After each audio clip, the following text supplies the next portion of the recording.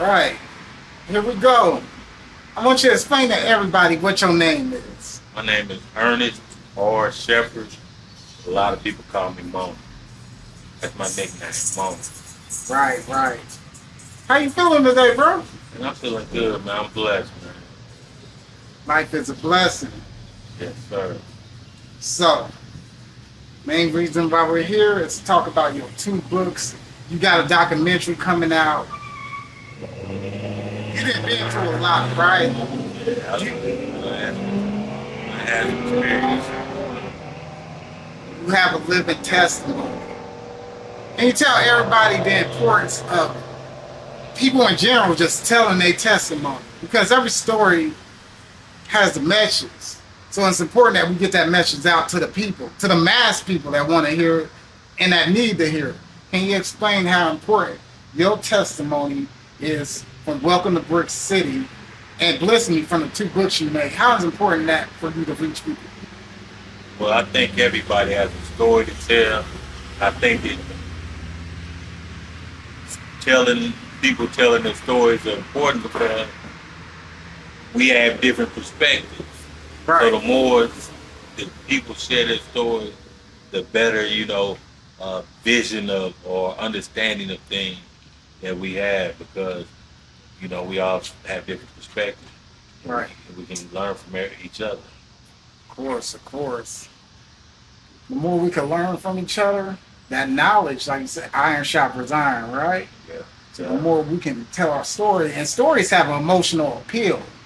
So there's somebody that could be in the same shoes that you were in back in the past that right now that can relate to that story. Yeah. What you're doing right now with these books right here, right? You're immortalizing history. This is art. So this is history immortalized that somebody can pick up, somebody can read, and quite possibly it can save a life. Yeah. That was kind of, my purpose in writing these stories is kind of motivate and inspire other people, things that I've been through. I know there's people are going through those same things right now. Yes, and sir. trying to figure out their path through life.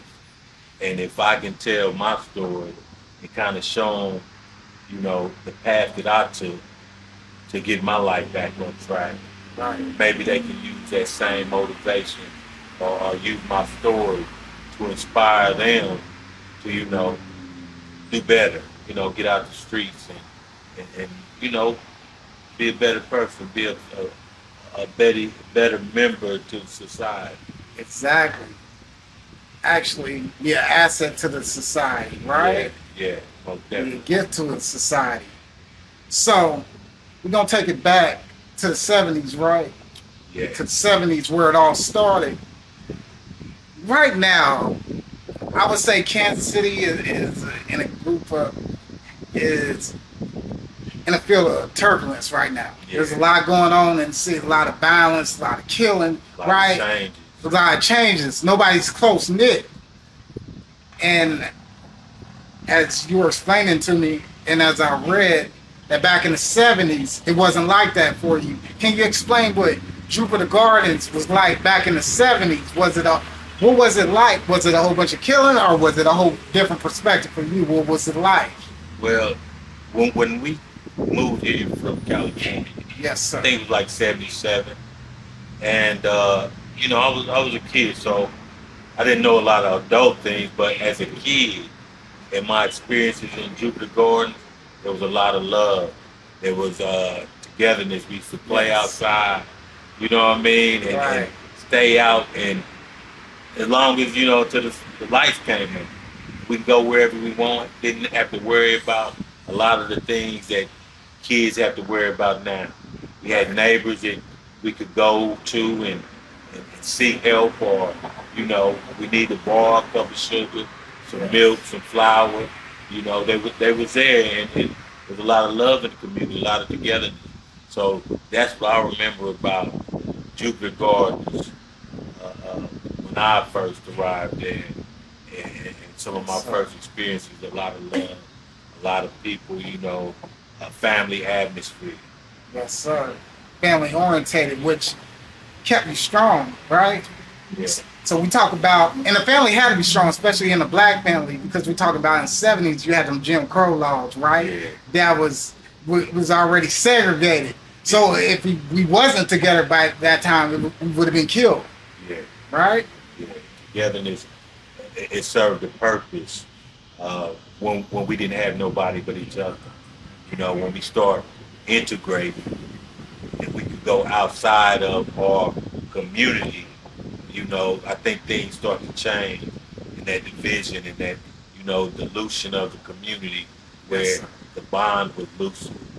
But before then, that Jim Crow and all of the things that, you know, were targeted towards people of color, those things kind of brought us together. To me, it seemed Right. made us closer because we were behind each other, with each other, and we stood shoulder to shoulder. Talk about that time during harsh racism, right? How did that affect you growing up? Well, I had a few experiences growing up dealing with racism, and to this day, uh, I look at life through those lenses. Mm, You know, because you can't take those things, you can't unsee them or unfeel the embarrassment or whatever the pain, the fear that you had went through. You can't unlive that. So for me, I view life through those lenses because there's still racism exists. It's a real thing, regardless of what somebody might say and what they might try to make us believe. yes. Racism is still it's a real thing. It's not Right. something that we just make up in our head. Right. That's facts. That's facts. Can you tell me what were some of the most challenging situations that you came up out of, right? Where you felt like, was there ever a time coming up in Brick City, right, where you felt like there was no hope, and what got you out of that? Because sometimes we do hit rock bottom and we fall into that dark place, and sometimes a lot of us can't come out that dark, and so we remain stuck in there. We remain stuck in our past emotions. You seem like well developed in the individual which you came out of, right? Because you Yeah. told me you went on a spiritual journey. These two books are spiritual, right? You got the Brick City Yeah. side, then you got the Blitzly side, Yeah. you know? So tell me about the challenges that you had that you felt like there was no hope, and how did you come out of it? Well, I never felt like there was no hope. Ooh, You know what I mean? yes. Never felt like there was no hope. There was times when things were challenging, Mm, but there was never a time where I felt there was no hope. I kind of lost faith. You know what I mean? yes, yes. And it I kind of lost faith, and I can't say I lost hope, but if you lose faith, I guess that does take some, losing of hope too.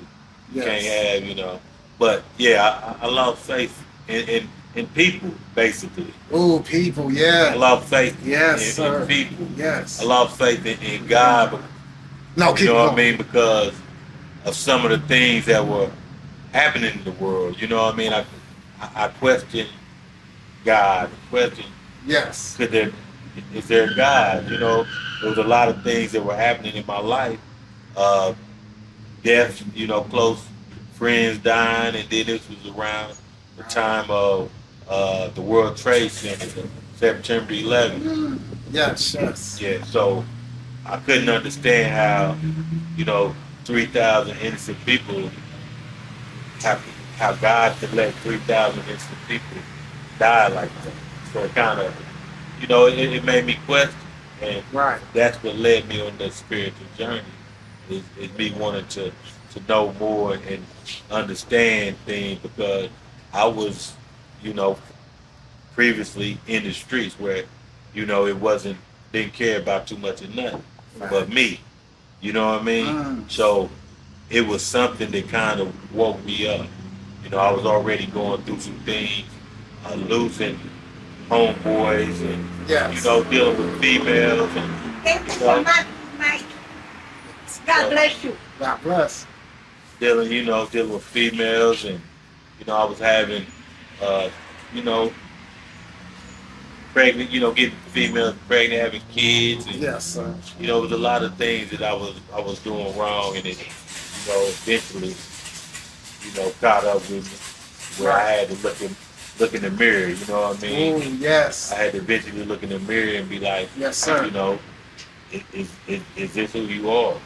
And I Mm. think that that's something that we all have to go. You know, we're gonna all have to do at some point is look in the mirror and say, you know, is this who I am? You know, who Right. am I? Yes. You know, what am I here for? You know, am I here to cause havoc, or am I here to, you know, bring some type of positive energy to the world? You know Yes, what I mean? sir. So I looked at myself, man, and I had caused enough havoc. You know what I Mm. mean? And I wanted to make a change, man.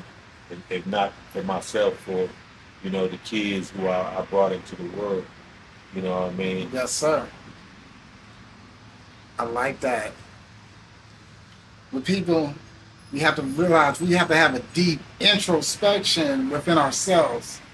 Because the external world will destroy us, right? Yeah, People care about possession, right, more than purpose, yeah, right?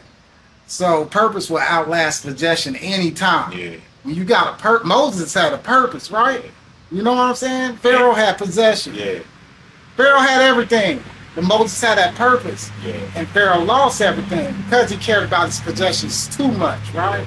So we can't get attached to the external world Yeah, because there's nothing in it. It's all material. yeah. It's fleeting. It Yes. can be here today and gone tomorrow. You know what I mean? And that's kind of how you live when you hustling. You know, when I was hustling, Mm. that's kind of how I lived. You know, one day you up, the next day you down. It was a constant up and down where, you know, it gets, you know, it gets kind of old sometimes. Right, right. What was that pivotal moment in your life that just made the shift? What year was that where you just decided to shift and just go on a different frequency, go on a different route? Well, you know, Keep going. No, keep going. it's you know, change is not something that happens overnight, right? So it's really a transition. It is, for me. It started like maybe 2000, where I started, you know, looking at things different. Yes. You know what I mean? And then from 2000 to 2003, 2001, it was the World Trade Center situation. Yes. By 2003, I was baptized, wanting to change my life. Yes, sir. You know what I mean? So in that stretch of time, those between 2000 and 2003, I'm like, you know, I wanted to change. But it took me a while to transition to, you know, I'm still changing. Change is not something that it just happens like that. Right. It's something that, you know, I'm trying to change every day. Yes, I'm sir. still changing. I want to be better tomorrow than I am today. Preach, brother. And I know that I'm better today than I was yesterday. Yes. You know what I sir. mean? Because I know the things that I was involved with, the things that I was doing, the people that I was hurting. Right. You know what I mean? So I can say that I made a positive change because I'm not hurting people no more. You know what I mean? Regardless of how much money is being made, I can say that I'm not hurting people. And that was, I think that should be the goal of everybody. Yes. You know what I mean? It is, you know, we all make mistakes, but you can make a concerted effort not to hurt people. You know what I mean? We all can make that type of effort, with not, you know, try not to hurt people with the things that we doing. You know, and that's the way I look at things. When people say, you know, right and wrong, you know, who to say what right and wrong is? Yes, sir. You know what I'm saying? My right might not be your right. My right might be your wrong. Yeah. So the way I look at it is, Mm. am I hurting anybody by the thing that I'm doing? Right. You know what I mean? I'm not looking at am I doing right or am I doing wrong? Am I hurting anybody? Right. Now, if I'm hurting somebody, to me, I'm doing something wrong. But if I ain't hurting nobody, the government, they make laws every day and change them every day. They gonna tell you one thing is wrong. Right. 10 years later, they gonna say it ain't wrong. So I go off. That's kind of how I stay. I balance myself and stay on, measure myself as far as right and wrong. Am I hurting anybody? If I ain't hurting nobody, I'm just enjoying life. You know what I mean? I feel that. That's very profound if you're not hurting anybody. Right. So you're actually adding value to the community, right? You're adding value to the community with these books, your story. So the thing is not to hurt anybody. We have to kind of go into the law of divine oneness to the point where we're all intricately connected, right? All connected. We're all connected. So if one hurts, all of us hurt, right? So each action actually has a consequence, right? It has a consequence. And it'll come back on you in so many different ways you wouldn't even think of, right? Yeah. Because we're intimately connected. It's one big It's web. gonna go somewhere. It's gonna go It's somewhere. gonna go somewhere. It's gonna affect somebody. Yes, sir. Because every action has a reaction. Come on. You know what I mean? Preach. So Preach. if the action is bad, it's gonna have a bad reaction. You ain't gonna get a good reaction out of a bad act. It's gonna be a bad reaction. Let me ask you this. Do you think chaos is necessary at times? I think that I don't think it's necessary. You know what I mean? But you can't have order without chaos. Yes, sir. So it's I can't say that we need chaos, constant chaos. Yes. But at some point there's going to be chaos because Yes. you can't have order without chaos. Exactly. You know what I mean? Order comes from chaos. Right. The order that we have now came from chaos. Exactly. You know what I mean? Exactly. So the laws that they have made and are on the books are laws because at some point it was chaos. They had to get it under control. Right. Yeah, chaos, it ain't something that I don't think it's something that people wake up and be like, I want chaos. But once you start letting that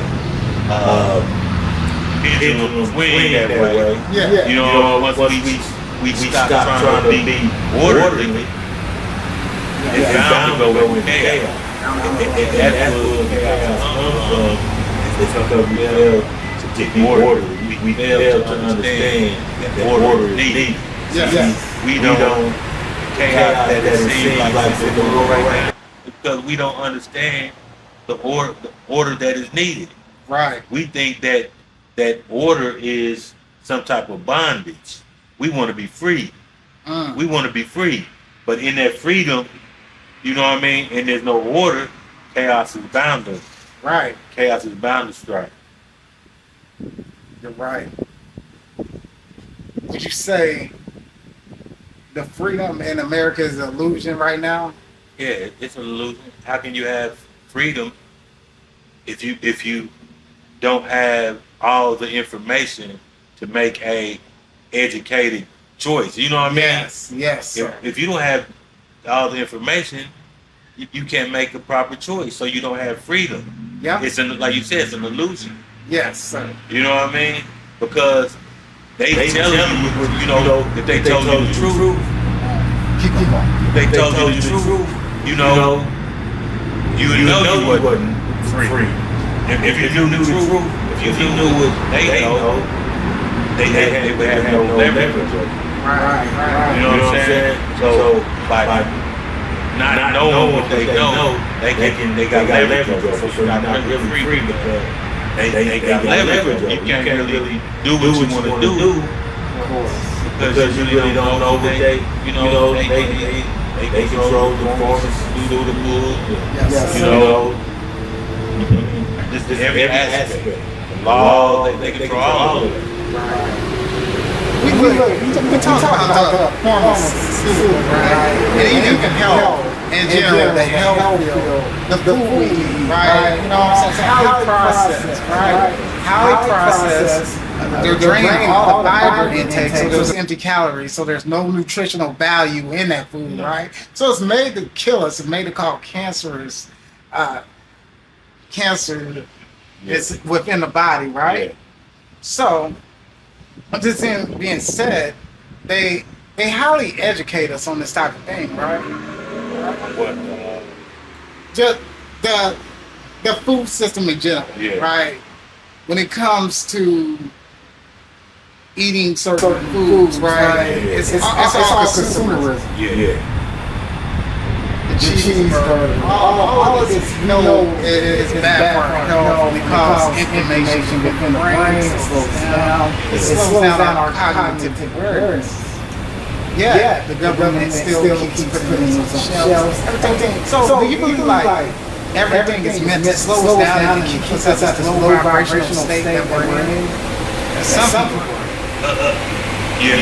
I think that a lot of things are molded to keep us in body because you have to think about all of the sins, right? Yes. They pertain to what you see, what you touch, what you taste. So they know how to, they know what gets you. They know what gets you going. Right. So all they have to do is make stuff to target that. They know that you they know your body likes sugar.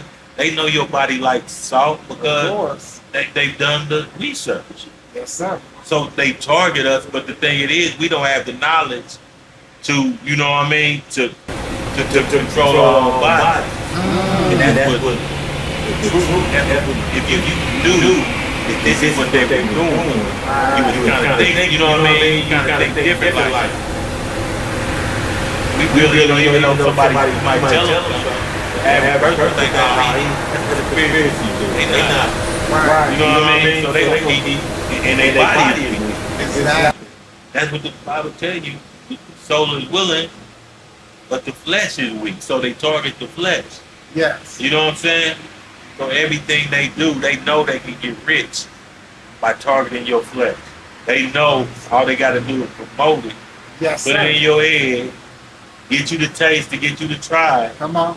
And then you don't have the mental capacity to control your own body. Of course. You don't know, like you was talking about, there's consequences to our actions. Yes, sir. See, we think we can just eat anything, say anything, do anything, and there's no consequences. But a lot of times we don't know no consequences. Because they don't tell us, they give it to us, they promote it to us, they don't tell us the consequences. You know what I'm saying? So a lot of times we uneducated, we don't, be emotional, we don't do research. You know what I mean? So, yes, sir. Like you said, the emotional, you live in a capitalistic society. So whether it's good or bad, it's capitalism. As long as people, government, marketers, they make money off it, they're going to market to them, right? So we have to be aware of symbolic suggestion, right? And these are hidden messages that you see all the time within the food, within these commercials, right? That go into our subconscious. So if we're not aware of these hidden messages, it goes into our subconscious and we can easily be manipulated or controlled, right? So without the knowledge or the spiritual awareness, because they attack the flesh is weak. these marketers, they appeal to our unconscious desires. Yeah. They might put a sexy woman on TV drinking a beer or whatever, and we're already enticed by that. Yeah. We're looking at the flesh. Are we looking at her as a whole person, right? So this is what the media is doing to us right now. It's stereotypes, right? So we as influencers, right? You gotta let them know the real deal. That's why I respect you by putting these books out, telling them story, right? Because the next man, the next woman looking at this, be like they expect, rather than somebody who might see on the media who knows it's a total flaw getting paid for advertisement, right? Getting paid for advertisement dollars. Say something. This is real coming from you, coming from somebody that been through, so I respect that. The media is nothing. The definition of media is manipulated entertainment designed to influence all. Designed to influence, and that's what it does. Yes, sir. And they are able to get us. We are more vulnerable as a people because we are so divided. We don't have a support system of people to say, you know, don't eat that. You know what I mean? Yes. Don't do this. We don't have people that back in the day we used to have people that used to check us. We did something, you know what I mean? You can't check nobody no more.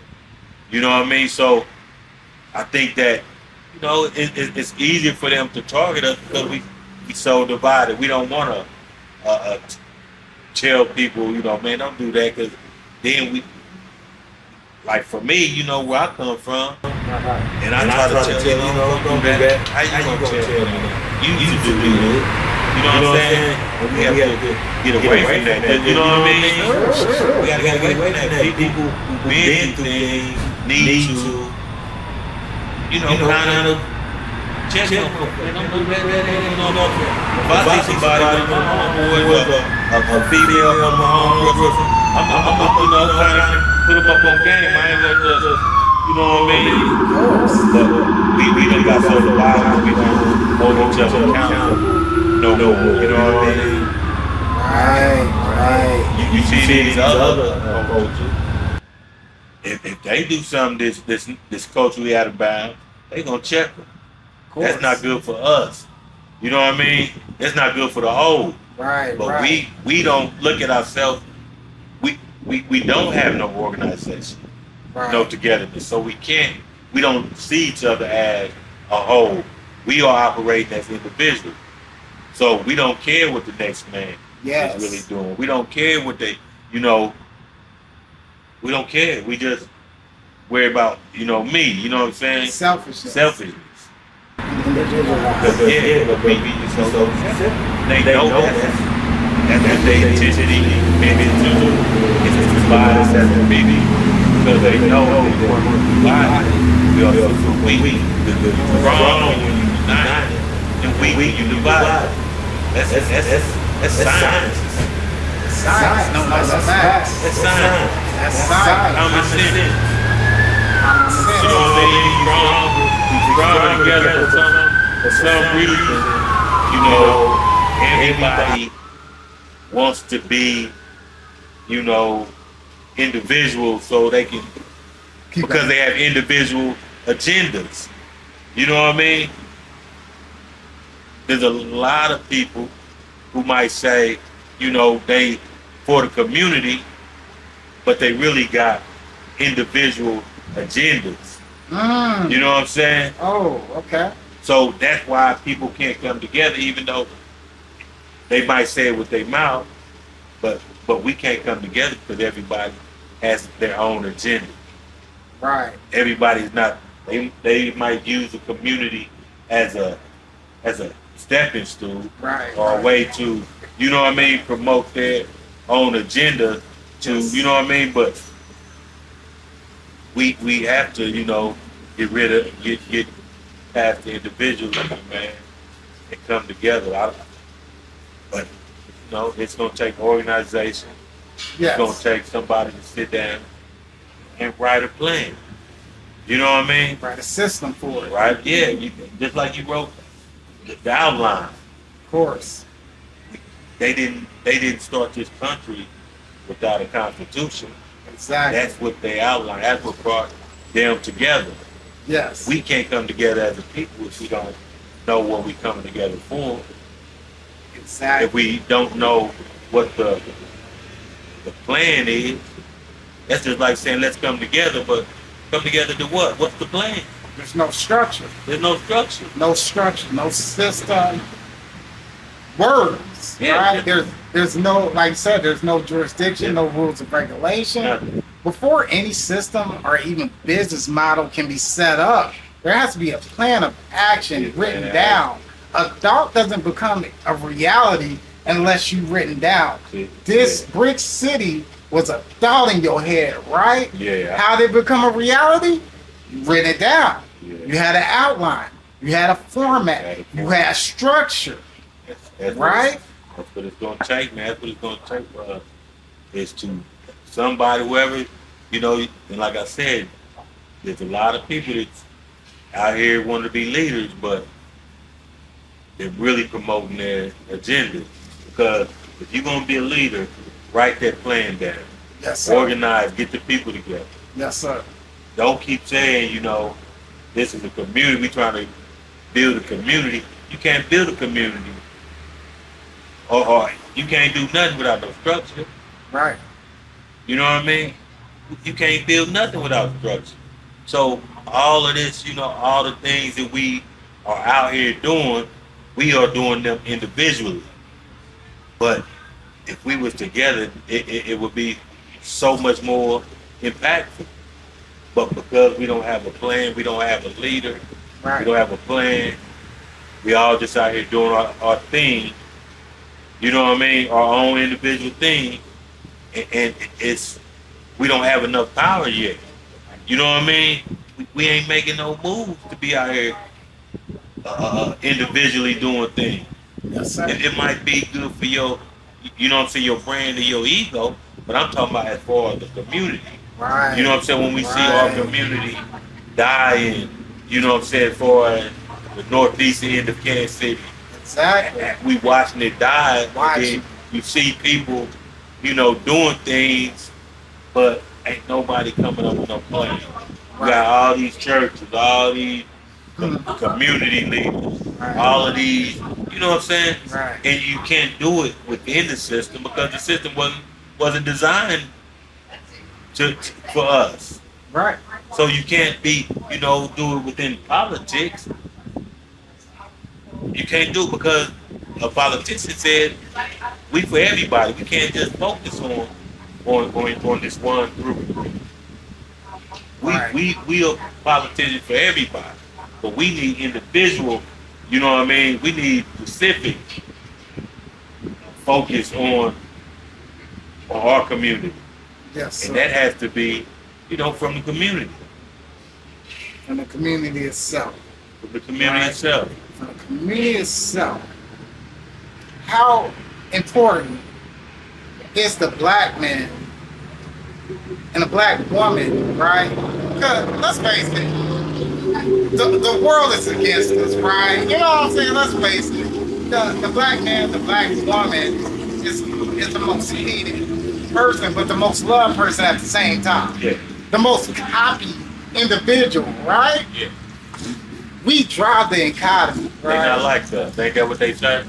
They not like us. They not like us. They not like Come us. on. Because when you are going through struggle, Yes, sir. it makes you stronger. Yes. It makes you think more because, you know what I'm saying, you thinking how I'm gonna get out this struggle. So you gonna go invent something. I like that. You know what I'm saying? Come on. You gonna go build something. You gonna go make something because you trying to get out. Yeah. The person that's already made it, they not that. You know what I mean? They comfortable. They don't have. They comfortable. They comfortable. You know what I'm saying? And we, the reason why, you know, we kind of messed up because we don't have nobody. Everybody feed off us. We spend our money with everybody. But we can't feed off nobody but each other. Exactly. You know what I'm saying? We can't feed off nobody else. We don't have another group below us where we can get the money and bring it back up. So Right. while everybody else is getting it from us, we can't do nothing but get it from each other. We can't do Right. nothing but try to, scam and scheme each other, steal it from each other. You know what I mean? Cannibalize each other because we don't have nobody else to get money. We don't have an economic base. Right. Right. So until we are able to stop trying to sell to each other, come together and market to these other people. See, that's the money, we need to be getting. Not just, Yes.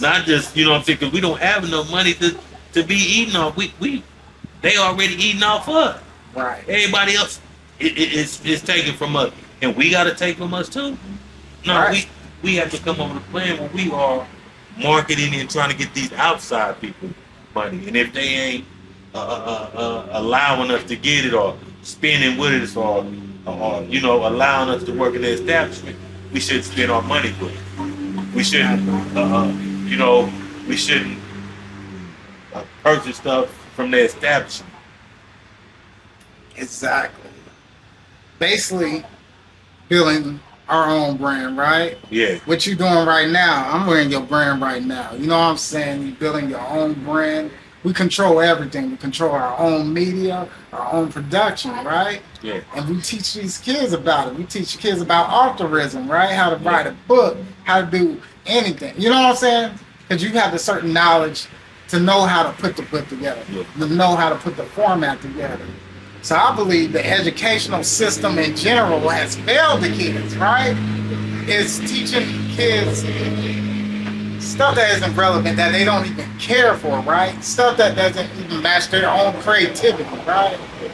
We all have a creative genius with us from when we were kids.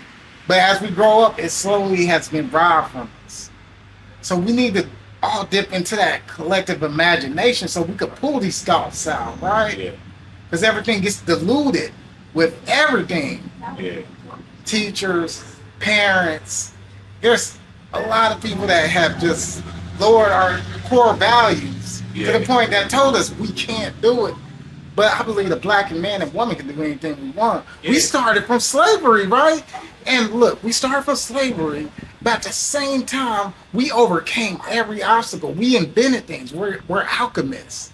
So you can give us nothing, but please believe the black man or the black woman, we're going to turn it into something. Yeah, we're going to turn it into We're alchemists. We're creators. God's a creator, right? Yeah. So you think we don't have that God power in us to create But the and overcome? The thing is, like you said, God is the creator, right? Yes, sir. But he did not create without order. Facts. See, that's where we are creators, but we don't have the order. Yes. The man is not the head of the family no more. That's you know what facts. I'm That's saying? facts. Families are divided. Yes. There's no structure. Yes. You look at any of these other races of people, especially if they prosper, Yes. and look how they have structure in their family. Right. And that's the thing that we miss, and that is the key, is the structure. Yes, You sir. can't have, because structure is law. Yes, sir. It tells you what to do, where to do it, how to do it. You know what I'm saying? So if we don't have structure, that's why we are doing so bad as a people, because we have no structure, we have no law. Right. See, when you think about the Bible, right?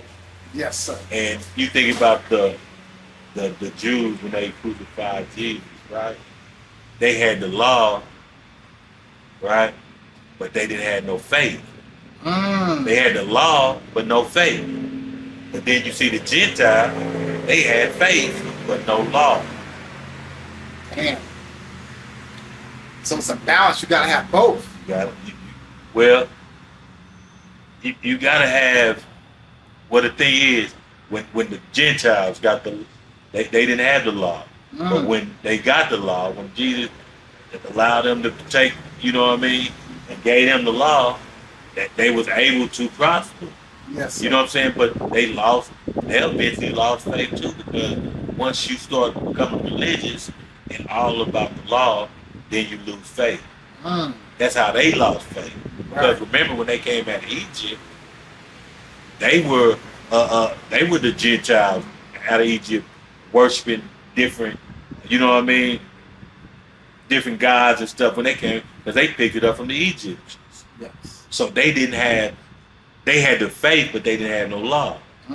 So that's why Moses gave them the law, because they needed the law to purge all that the negative stuff that they had picked up on. Of course. So once they had the law, and they came up under that law and did what they supposed to have done, they purged all that stuff out, and that's when Jesus came to the scene. Yes. But they lost faith, because what you need faith for when you know the truth.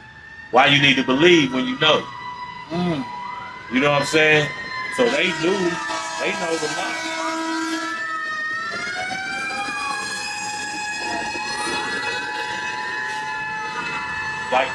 Like the say for instance, like the Jews now.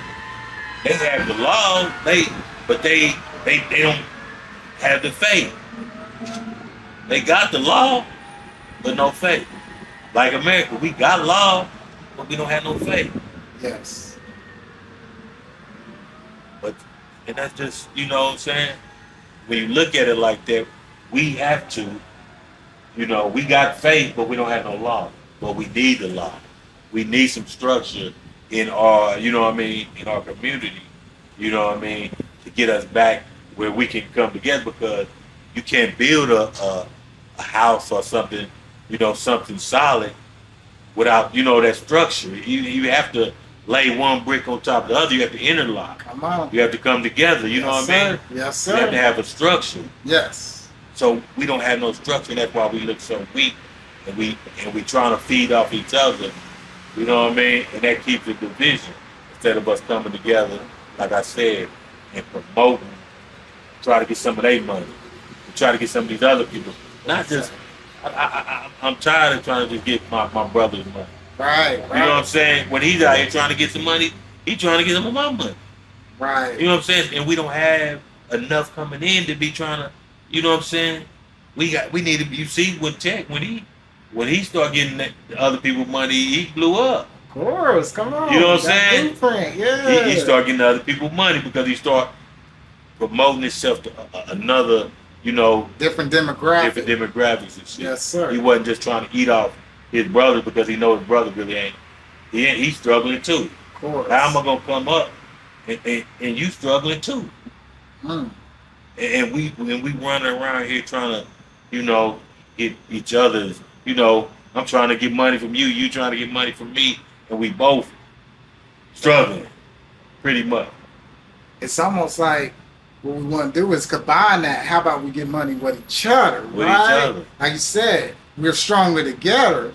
So instead of being in competition or, this competition thing we got going, let's join forces and become a unit. And make more noise. You know what I mean? Like you said, back in the 70s, everybody was together, right? There's no separation, nothing. You got me, I got you. Let's eat together. You know what I'm saying?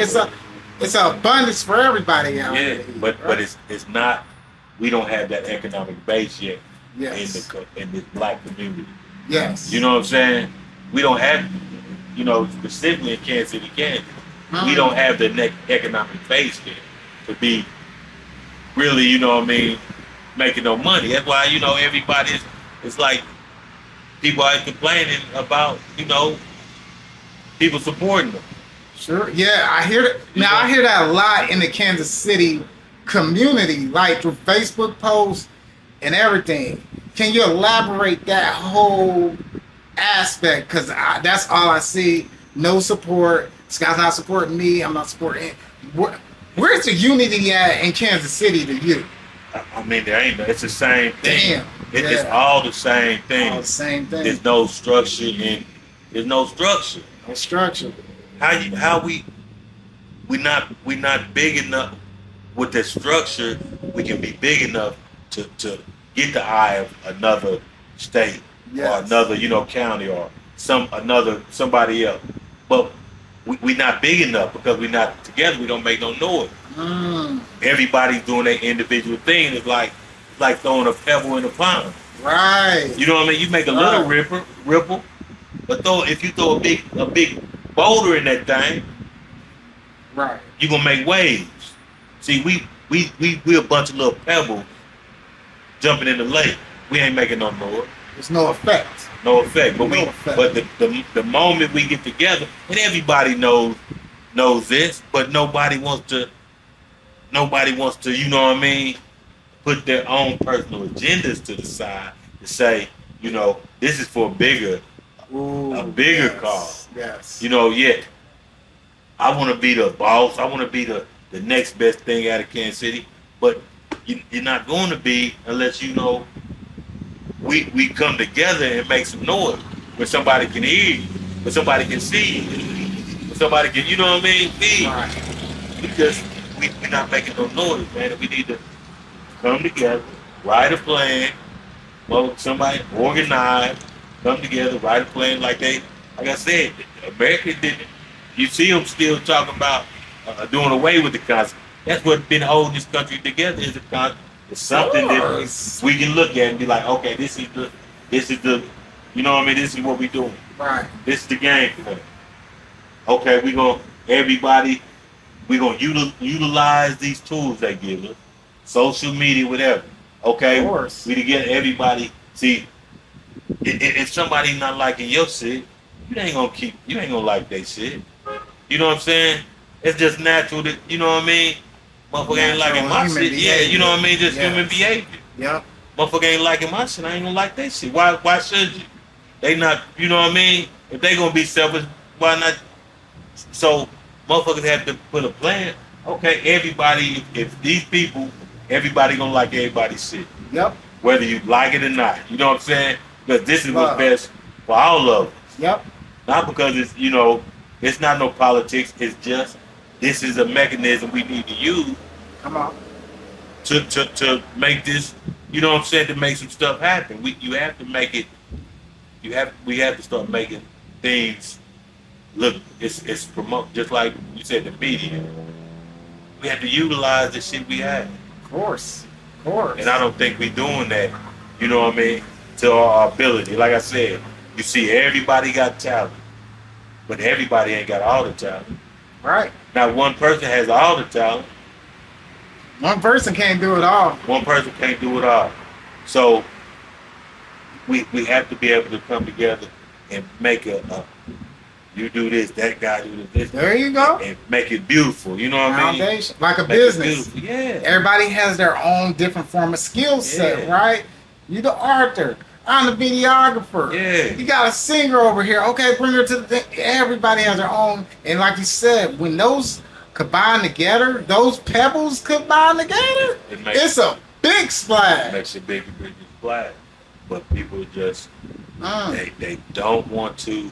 They have personal agendas, and they don't want to put their personal agenda to the back for the Yes. good of the whole. Yes. That's, if it's not for the good of the whole, it's not right. So, do you believe people put emotion over business? I believe. I mean, I can't say absolutely all the time, but I believe that we are. You know, we have a tendency we can be emotional because we don't know how to be rational and logical. Mm. Because that ain't what they teach us. They don't teach us to be Yeah. rational and logical. They teach Yes. us to be emotional. Yes. Church, religion is an emotional thing. It's Yes, not a sir. logical and rational thing. They don't even teach you that in school how to be Emotionally logical. intelligent. Yeah, they don't teach you how to be, you know, logical about the decisions you make. Exactly. Because they want to keep us in a reactionary state, Yeah. right? When we're in a reactionary state, our frequency is hella low. We're easily controlled Yeah. because we're constantly in a flight response. Yeah. So we're constantly on edge in survival mode. So somebody could say something, we just reacting to it. So we constantly are reacting to the world around us rather than taking a chance back to actually critical think Yeah. and observe our emotions and observe like, okay, why am I feeling this way? I don't really have to react to this motherfucker like this, Yeah. right? I could critical think and let this motherfucker be, you know, Yeah. and live another day. But people are constantly in such a high reactionary state to the point they're letting their emotions take over their rational and logical thinking, and that's where the problems come in. Yeah. Because now you're in a decision-based area where you regret. Yeah, you're not thinking of the consequences. Yes, sir. You know what I mean? And that's what, growing up, before I had got a better understanding, I know that's how I was operating. I was operating off of emotions. I wasn't thinking logically. You know what I'm saying? All right. It was all about emotions, reacting to things. Yes. And that's how we go through life, is reacting to things. Instead of thinking, how to do things before they happen, where you don't have to react, where you can think ahead and be structured in the way that you're moving out here, where everything is not a reaction. I get pulled over. I don't have auto insurance. You know what I'm saying? Right. So now you're going to get a ticket. Now you're going to get a ticket you can't play. Now they're going to suspend your license. Sure. So now you're reacting to all these things instead of being logical in the first place. Okay, this is the law.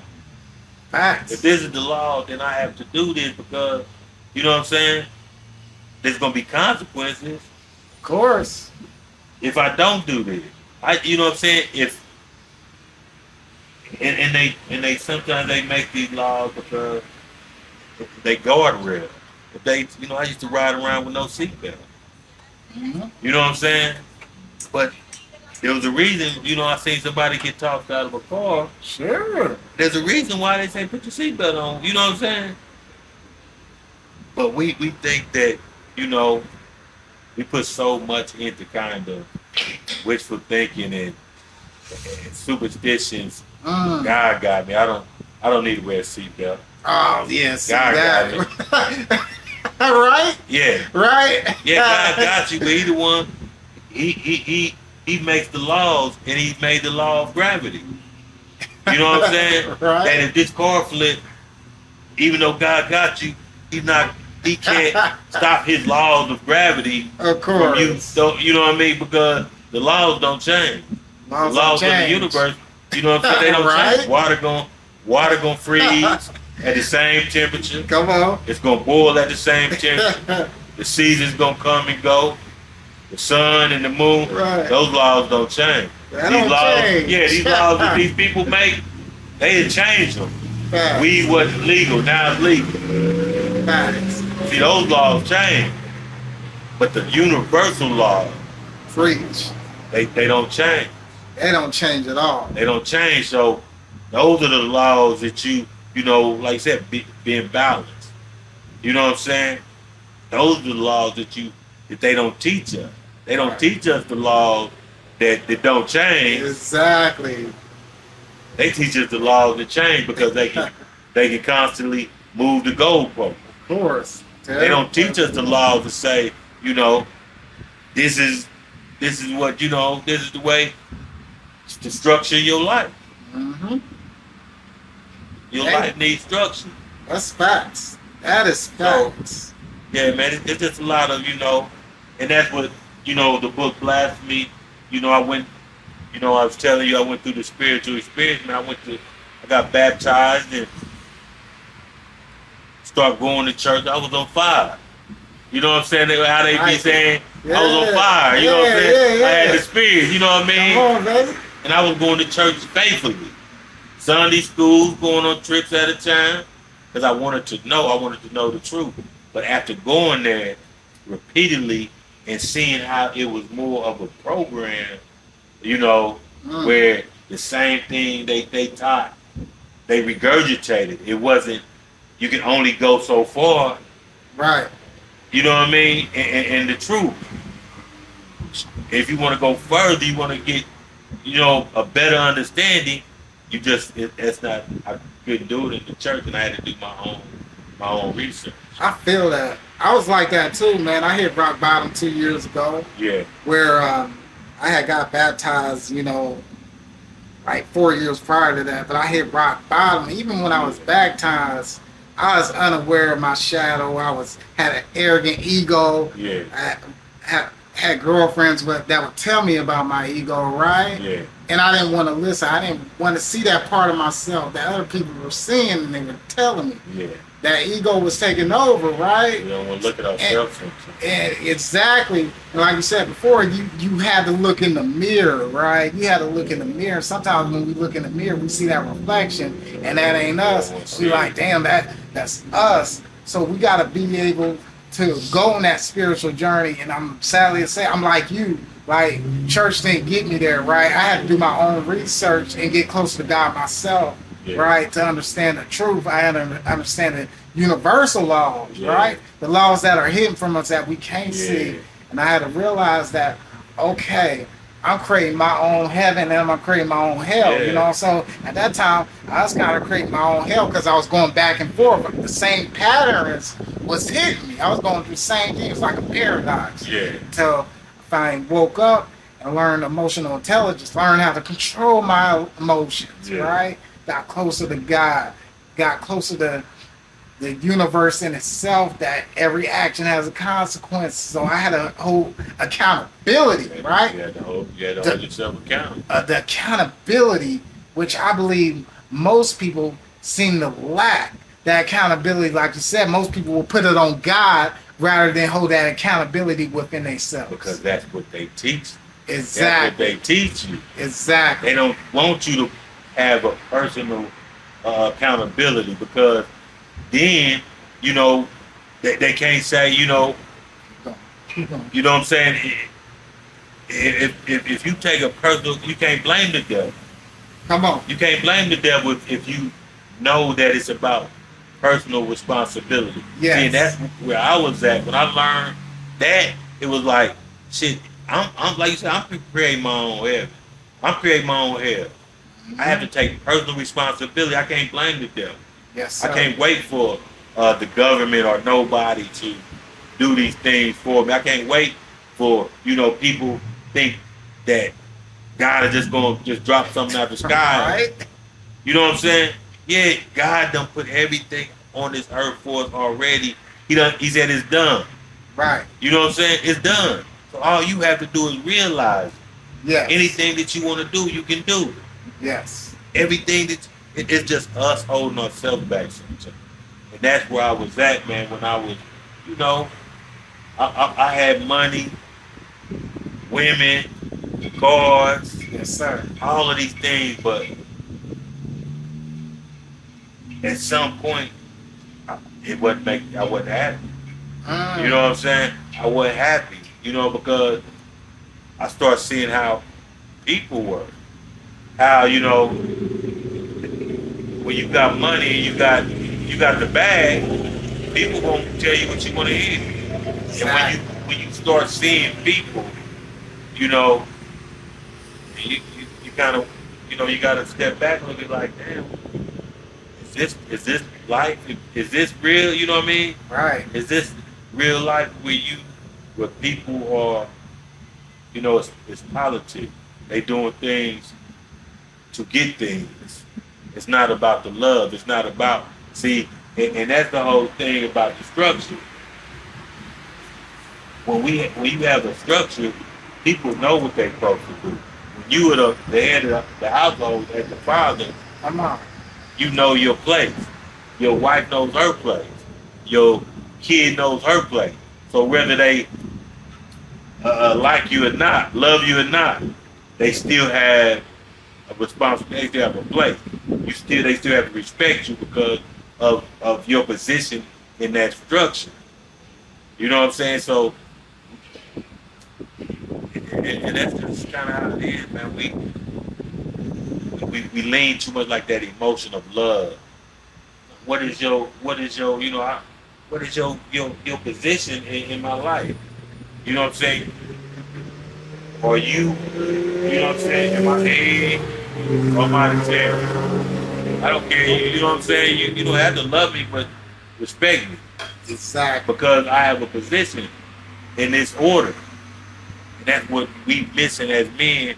We don't, it's like we kind of lost our order. We not the head of our own. So if we not the head of our own, we can't come together as men. You know what I'm saying? I can't come together as a, you know, you a man as the head of your home, I'm a man, the head of my home. Yes, sir. And we can come together and you know what I'm saying, socialize. We can build something. Huh? But we can't build nothing if the structure, your structure, you ain't even the head of your home. How we go come together and you know what I'm saying, and build something when you ain't even Exactly. your structure ain't it. You know what I mean? Well, structure. My structure ain't there. You know, exactly. it just we have to build that. We have to start at home. First. We got to start with the family first, because that's where that's what they tore up. That's our weakness. Like I said, you take the man out the household. The man is the structure, right? The man is the protector. The man is the masculinity, which holds the glue together. The glue of the foundation, the puzzle. You take that man out, and now everything is just this gender war, right? Where you have women saying, I don't need a man, or men even saying, I don't need a woman. And, you know, I'm like, shit. No, like you said, the art of unity. We're stronger together. Yeah. So they want us to be separated. They want us to have the gender war. You think other races are having that shit? No. No. You think you know, other races are, we argue about the most pettiest things, right? Because like you said, the system is designed to keep us separated, right? And to keep us arguing and fighting with each other. Yeah, it was designed to destroy that. Yes, sir. From the time when they, you know, kind of, you couldn't have a man in your home if you were receiving government assistance. Yes. You know, I remember those. I was being raised in them times, and in the projects where you had a majority of single mothers raising families. You might have a few dads here and there, but it was a majority of single mothers. Yes. You know what I'm saying? And that's kind of when that structure broke down. Because, like I said before that civil rights, the integration, families were together. When did that pattern start to shift? Because I was reading, like I said, back in the 80s and 90s, what was that big shift? When did it like hit you? Was it in the 80s or 90s? Because I remember the crack epidemic, a lot of shit was going on. The gangs, everything, man. Like, what was that like in Kansas City at that time? Well, my mother, like I said, this was 77. My mother left my father because he was abusive. You know, he was abusive. Imagine any black man who that was going through discrimination, and you know what I'm saying. In that time, when you think about the 70s and what black men had to go through then. Well, people call them boy and nigger, and then you got to come home and deal with your family and your wife, and that's stress. You know, I think about my dad. He probably was stressed out. No wonder he was getting drunk and come home and beating on my mama. You know. Yes, sir. He felt like a man. It probably made him feel out in the world all day, and they made him feel like a boy. He won't feel like a man, so he come home, you know, get drunk, beat on mom. But mom's like, you know. Damn. I done had enough of it. I love you, but I gotta go.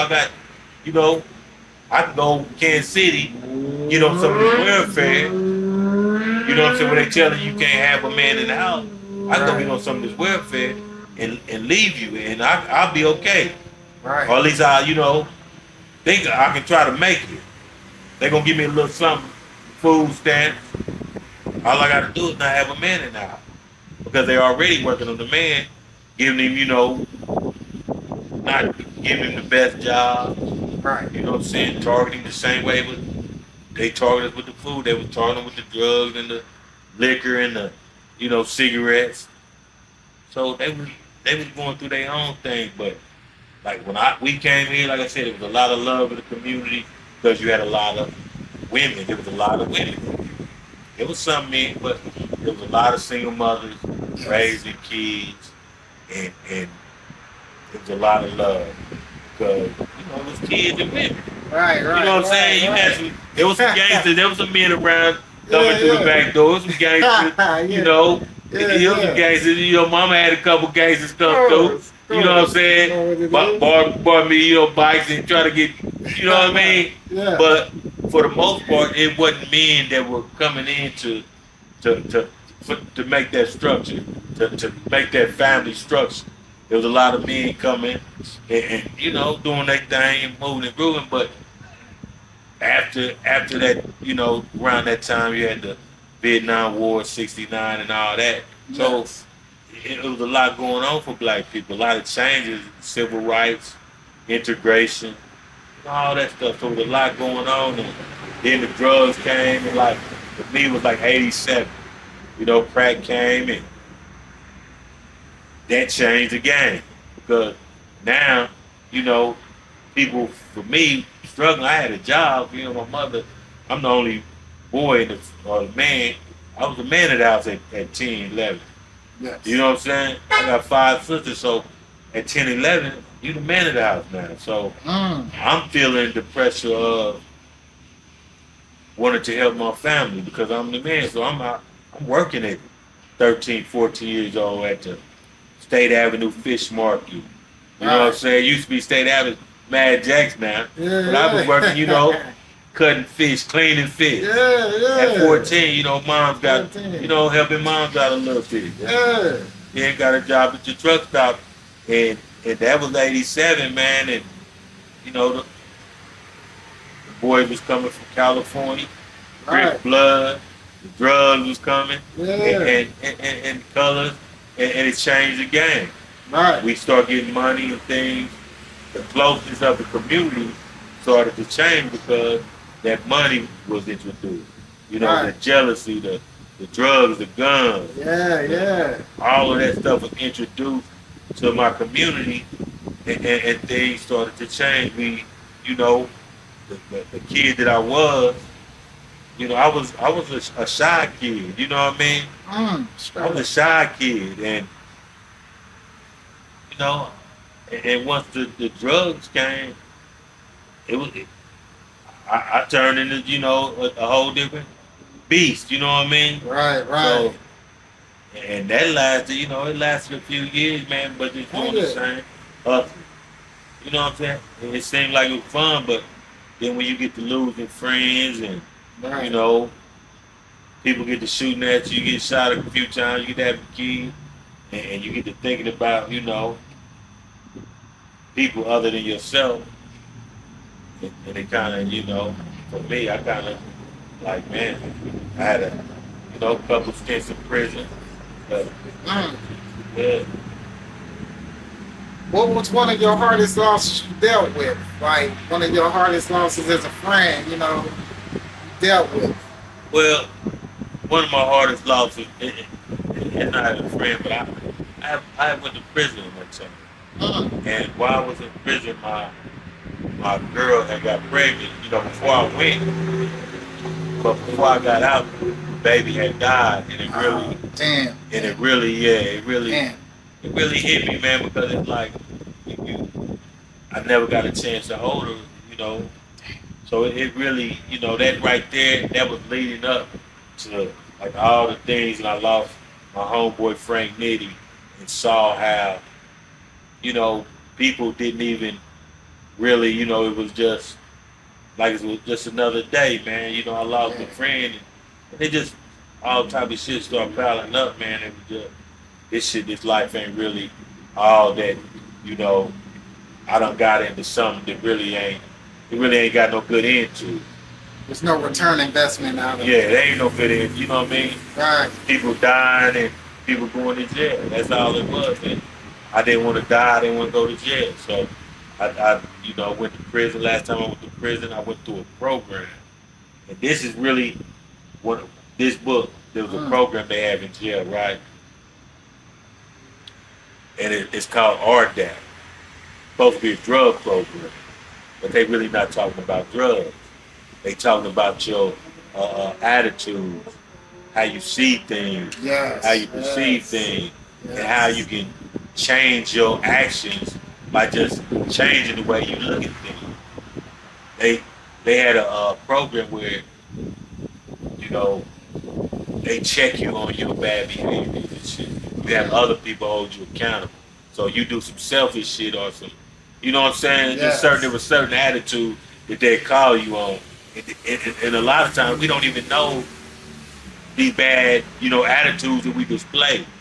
You know what I mean? Yes. We don't even know, like being sarcastic. You know what I'm saying? We being sarcastic, and it's negative because you being sarcastic to somebody else, and they taking it a certain way. Exactly. You know what I mean? Exactly. So it just makes you more aware. It made me more aware of the things that I was doing.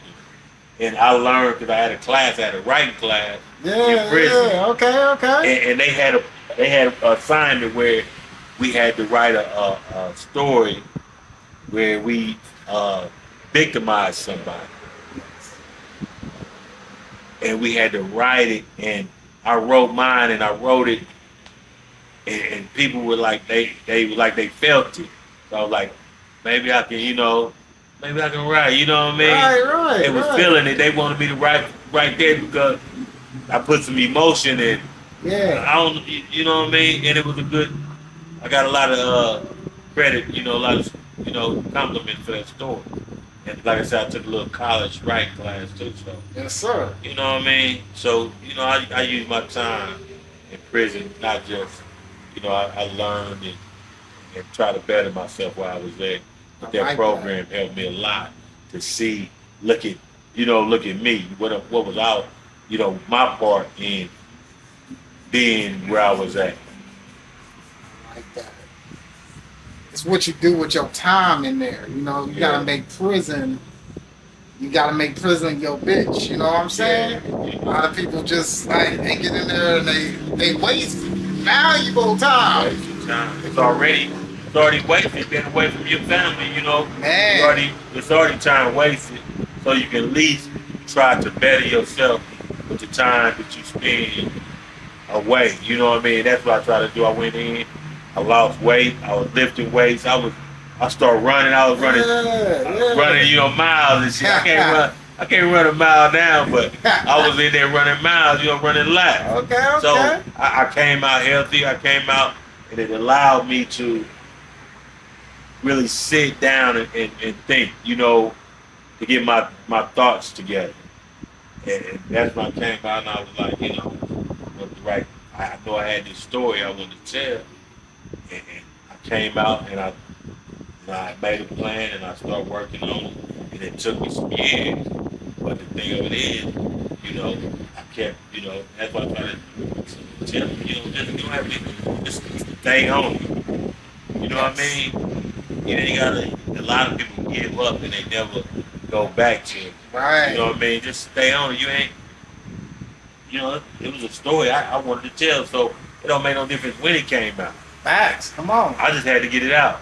You know what I mean? So I'm satisfied. I'm real pleased with the response that I got for that book, and I just haven't been promoted like I should because I got a full-time job. You know what I mean? Sure. And like I said, we don't have the economic base. We need each other. You know what I'm saying? We need each other. Come on. It's like we have to use each other for springboard. Yes. You know what I mean? Yes. So we can't make it nowhere else if we can't, kind of spring off of, each other here. Well, I like the premise, like you said, we spring off each other. So you roll me. You know what I'm saying? Yeah. You roll me, and now me and you, we working. We doing interviews, right? You know what I'm saying?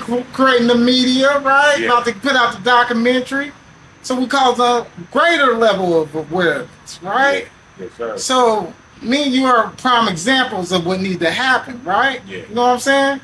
For sure, man. Two people in the black community coming together Yeah. in a holistic way, not halfway. Yeah. Because I could have just gave you this, like, okay, here, take this, go home and read it. Yeah. We putting this on the media, right? You People need to hear this. Yeah, you show people Come on. thing, man. I see you very professional with it, man. You very detailed, and it's. Sir. I mean, we just hooked up, and I can tell you put some time. You know what I mean? You put Of some course. effort into it. It wasn't something that you just came and I can tell you put effort in it, man. Yes, sir. And that you do, uh, uh, value what you do. You know what I mean? I can tell that, man. I see your videos, man. I know you be working. You know what I mean? Oh yeah, I see you. You know you what I already mean? know, baby boy. Yeah. You already know. Like you said, the main goal is to come together as a holistic way. Yeah. You know what I'm saying? So we can tap in to the older generation, the mid generation, the younger kids, everywhere, you know. So our actions will speak, right? Yeah. Things we do will speak. It travels in time. When you create art, it's gonna live forever, right? Yeah. It's immortalized. So we're nothing but artists right now painting a picture. Yeah. Painting a picture. This is all a picture, man. This is all God's works happening. We're creators, man. Yeah. And every time we speak, every word we speak in this interview, it's powerful, bro. It's powerful. It's something people need to hear from your experience, right? Yeah. My experience from the book, right? Yeah. Bringing awareness to the book. So just you writing me was a blessing, man. Yeah, You know what I'm yeah, saying? for sure, man. I know I needed, somebody, man, that could help me, man. You know what I mean? Because, like I said, it's been something that I've been saying that I was going to do, been planning to do, Come on. but I just haven't put everything together. But like I said, I'm not going to give up on my goals, no matter how long it takes to get them done. Yes, sir. And, I was like, let me try to, not do it myself. Let me bring somebody There you who go. has a profession, you know what I mean? I like your passion, man. When I see you working, man, I just like how you move, really. Facts. You know what I mean? Just positive. Every time I see you, you're positive. You smile. You got that energy. You know what I'm saying? Yeah. So it's like that's what it is, man. So, my goal, right, you know what I'm saying, is to link up with you, knock this documentary out, and I'm going to put you on some more videography just like me, you know what I'm saying? Coalition, I know a couple people. Once they see this interview, they're going to tap in, right? Yeah. So we just keep expanding, right? Yeah. There's a lot of videographers that have different styles and whatnot. Cool motherfuckers, and they love to hear your story, Yeah. right? Because you got a story to tell, so it's gonna expand your reach even more on a different platform. You got me, I want to tap you into more, Yeah, I so appreciate you can have abundance, right? Yeah, I But appreciate you're a real dude. I tell you, I got a script for this book too. Oh, for real? Yeah. Oh, movie script? Yeah, I'm gonna send you the script. Oh, I what? ain't gonna say it might. I'm sure it needs some work, right? Yeah. But it's like you said, it's something to start with. I like to be able to, just shout, let people check it out, man, and we can anybody that's willing to do a movie or check the book out, man, and check the script out, man, and anybody or yourself, man. And that's what I also like to do, like Yes. for the documentary.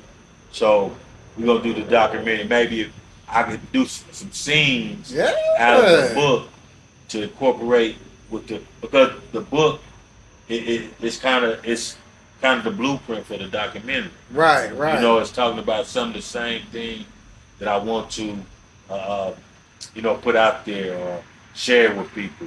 As far as the policies because like I said, they say that we are products of our environment, but our environment is a product of the laws and the policies that have been enacted by the government. So if we are products of our environment, then all they got to do is manipulate the environment to get the product that they want. You know what I mean? Yes. So I think a lot of times we just not aware of a lot of things. Mm-hmm. Because I remember myself, you don't know what to call something unless you might see something every day. But until you know the name of it, like that's a guava tree. Now you can associate what it is that you're seeing or what you're feeling with the word. Exactly. You know what I'm saying? No So, vocabulary. Yeah, so a lot of things, I want to, with the documentary, I want to educate, I want to inspire, I want to motivate, You know what I mean? I also want to, you know, give a memorial to the place that, like I said, was, to me, there was so much love and community and family that, you know, we need to get back to a time like that. Right. You know what I'm saying? We need to get back to a time where we helped each other, we loved each other. You know what I mean? Where we were a family, pretty much. I didn't have to be your family. You might live, you know, a couple buildings over, but we were still family. There's people Right. that I've grown up with that I know to this day that they like family. And that's the thing about the lovely thing about growing up. You growing up with families. When we stayed in the project, you've seen people grow from babies to grown men and women. There's people I've seen grow from babies. You know what I mean? Families, we you know what I mean? So we rock like that in the project. You know what I mean? We tight, man. We still tight. So Like that. it's just that we have to, like I said, we have to get on the same page. That's facts. That's facts. You build an emotional connection with these people. You know what I'm saying? man. Came up with them. Still Broke there. bread with her. Right. You know what I'm saying? Right. We look at that whole aspect, man. Brick City. You know, Brick City. If you could define that in a paragraph, you know, a short paragraph summary, how would you define Brick City to a person that doesn't know nothing about it coming up? Well, Brick City, you know, it is a surname or a nickname of what they, you know, like I said, when I moved there in like 77 at 10 years old, they called it Brick City because everything was made of bricks. The buildings, the streets, everything was red brick. So that's where it got its name from. But we moved away from that when the drugs and the gangs came. We moved away from that close-knit community and we became something, you know, something else, something, the selfishness, you know, our selfishness. We start exposing our selfishness when we start getting money and you know what I mean? So, Brick City to me, like I said, it's, let's get back to when we were family. That's what kind of, you know, let's get back to when we were together. When we had unity, where we can depend on each other. You know, if I needed something, you would, you know, help me out. If you needed something, I help you out. You know what I mean? Where I knew your mama, you knew my mama. Yeah. You know what I'm saying? It was a different time then, and I think that was kind of the best parts of my life when it was them Brick City days when we could play out. You know, we making friends and like I said, I have friends that I am best friends with today. People I grew up with, and I'm in my 50s. You know what I'm saying? 40-year friendship. The people that I've met in Brick City. So Brick City, it you know, a lot of people might not say it, but a lot of people got their start right down there in the project. That's facts. That's facts. A lot of people all over, and they move, and people that have moved out and done well for themselves.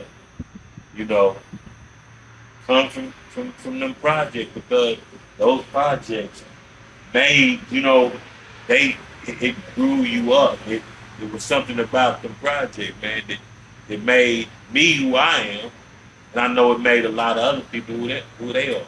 And there's a lot of good people, man, that came up out of there, and I just want people to know that we were here. You know what I mean? Yeah. They might gentrify, a whole nother culture might come in there. Facts. You know, don't nothing ever stay the same. Nothing. But I want people to know that we were there and the type of people that were there. You know, there was good people. You know, people might have negative, you know, thoughts of opinions of the project. Sure. But there were some good people. Some of the best people that I've met. Of course. In the project because, you know, it was a lot of love there, man. So that's what I would tell people about Brick City, man. There's a lot of history. It was built just 100 years after the Emancipation Proclamation. Mm. Just 100 years. Just imagine it was only been 100 years. People were slaves. You know, from slavery to building. You know, the Great Migration, Yeah. Jim Crow, Right. civil rights, all of this. You know what I mean? This is where these people who came to live in the projects come from. People who were migrating from down south to a better life. You know, a lot of people that stayed down there came up from the south. You know, they were living before they were living in the project. They were living down on the riverbanks in mud shacks. Yes, sir. You know what I'm saying? That's where they got the name from. Because it was called Jupiter Town. You know what I mean? They built the projects and they named the project Jupiter Garden. So, A lot of Brick history. City. Yeah. Jupiter Gardens, aka Brick City. Really? I just want to share, Brick City, baby. you know, I just want to share some experiences, man, and let people know about the good people of Jupiter Gardens. Man. Well, all I can say is Jupiter Garbage bred somebody like you know what I'm saying? Yeah, And you seem like a real thoroughbred, Man, a lot helping of the community. of- Man, I honestly, after sitting here having this conversation with you, I got nothing but respect and love for you. You know what I'm saying? A lot I Appreciate learned that, from it, man. Just listening to your story, bro. Like, man, it touched me in so many ways. And it touched me to the point where it's never too late to change. It's never too late to even follow your dreams. It's just that consistency, right? You never gave up. You stayed consistent on this book until you got it done, right? Yeah. And then the trials and tribulations you went through, you know, from moving to California to Kansas City, right? Starting a new thing, you know, and then experiencing what love was, right? You know, from the neighbors in the community, family orientated. And I believe that's something you got to get back. It's rare now, right? Do you feel like that will ever happen again, living in the times we are right now? Okay, gotcha. We'll close it out with that. Yeah. You feel like that will ever happen again, living in the times we are right now? I'm sure it will. Maybe not. You know, maybe not in my lifetime, but the seed will definitely, you know, it's been planted already. So you know, it's just like plants. They blossom when the season. You know what I'm saying? Right. The seed, it's the same seed from the time of Jesus. It's the same seed, so it's gonna blossom again. And Of course. it's just what it's when the season, when it's time is right, and it's, you know, like you said, out of order comes chaos. I mean, out of chaos comes order. So Facts. maybe we just waiting for the chaos for the order to come. Facts. Gonna end it with that, baby boy. Say what your name is. and close Ernest it out. R. Shepherd, aka Moni. Man, y'all go check out my book, both of them. Welcome to Brick City and Blasphemy. Two great books, man. And I appreciate everybody who's already purchased those books. Be looking for the documentary. Got my man Terry here, you know what I'm saying? Yeah, The legend, yeah. man. Yeah, So y'all be looking out. Hey. All right, good shit, baby boy. That was good. That was interesting.